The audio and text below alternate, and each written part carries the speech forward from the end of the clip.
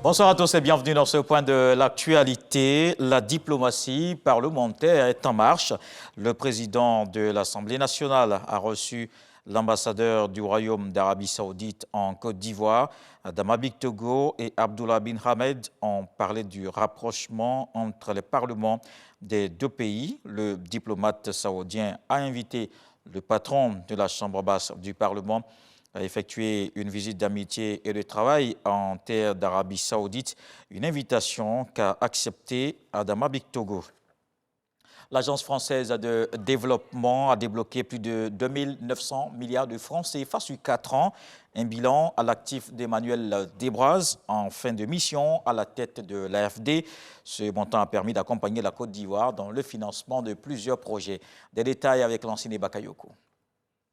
Durant les 4 dernières années, la santé, l'agriculture, l'hydraulique, l'assainissement, les infrastructures routières, l'énergie, la sécurité et les appuis budgétaires auront été les principaux leviers qui ont bénéficié de l'engagement de l'Agence française de développement en Côte d'Ivoire. Ces engagements, aussi bien au niveau des prêts souverains que du contrat de désendettement et de développement, s'élèvent à 2 902 milliards de francs CFA. Et M. Desbroise y a contribué substantiellement, particulièrement les prêts souverains et le troisième C2D à hauteur respectivement de 1 000 milliards de francs CFA et de 751 milliards de francs CFA, soit 60% des concours de son institution en seulement 4 ans. Nous l'avons vu s'investissant pleinement à la recherche des solutions optimales et de compromis dans les discussions tout en veillant au respect des règles et procédures de son institution. Malgré ce débat inhérent à la mobilité et à la rotation qui rythme le parcours des expatriés dans les institutions, le dynamisme de la coopération construite sera maintenu et renforcé à la hauteur de la qualité des relations bilatérales entre la France et la Côte d'Ivoire. En 4 ans, c'est pas moins de 246 missions de l'AFD. Alors ça paraît comme ça un chiffre, et en plus on a eu le Covid entre les deux qui est un petit peu contraint pendant une période. Et quand on pense que chacune de ces missions a été reçue par le directeur de cabinet du Premier ministre, par l'ensemble des ministres, de ses collaborateurs, donc ça montre surtout la richesse de cette relation et de ce partenariat. L'éducation, formation, emploi, le développement rural et urbain, la biodiversité, les technologies propres, la justice, les droits de l'homme, l'industrie culturelle et créative sont les autres axes majeurs de la coopération financière avec l'Agence française de développement. Les forces armées de Côte d'Ivoire sont nées précisément le 27 juillet 1960, une période au cours de laquelle ces pionniers politiques et militaires ont tracé les sillons de son rayonnement. Ils ont pris la relève des unités de l'armée française. La modernisation des forces est en marche depuis quelques années.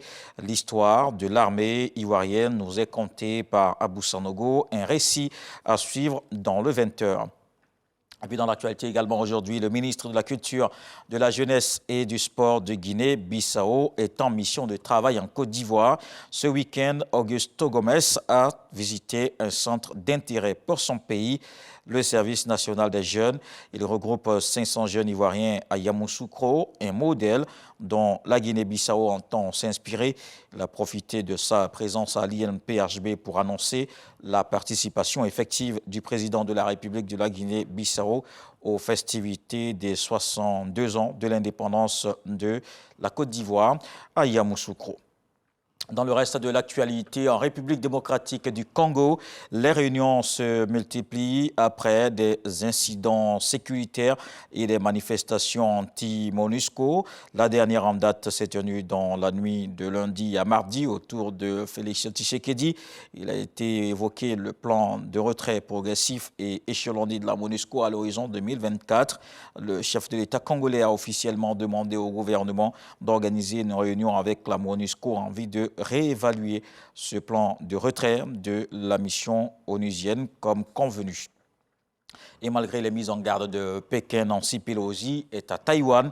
La présidente de la Chambre des représentants américains est arrivée sur l'île ce mardi au soir. Elle est la plus haute responsable américaine élue à se rendre sur l'île en 25 ans. Elle explique être venue apporter le soutien américain à la démocratie taïwanaise et à ses 23 millions d'habitants. Cette visite pourrait enflammer ses relations déjà tendues avec Washington, entre Washington et Pékin. Pékin qui voit en ce déplacement une provocation majeure. La Chine considère l'île comme une partie de son territoire. Et voilà pour le flash d'information. On se retrouve à 20h pour la grande édition. À suivre tout de suite les infos régionales.